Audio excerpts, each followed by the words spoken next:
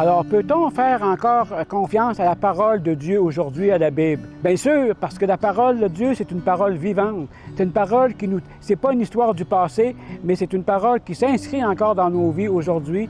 Et il faut, en la lisant, on regarde à l'intérieur comment cette parole-là nous parle aujourd'hui dans notre vie. On peut prendre ce même texte-là, le relire dans un mois, et il va nous dire complètement autre chose. C'est ce qui fait que la parole est toujours vivante, est toujours d'actualité, et les crises qu'il y avait dans le passé, qu'on raconte dans la Bible, ben, on en vit aujourd'hui aussi. Puis c'est pas les premières qu'on vit, c'est pas les dernières non plus. Oui, la parole de Dieu est encore bien pertinente aujourd'hui et on doit nourrir cette parole-là. Je pense qu'on est dans un temps où la parole de Dieu doit être remise à l'avant-scène pour se nourrir de la parole qui nous conduit éventuellement à l'Eucharistie. Mais la parole, il faut par les partages, par les rencontres, mais il faut redonner toute la place qui appartient à la parole, parce que dans la parole, c'est Dieu qui nous parle. On a besoin de l'entendre.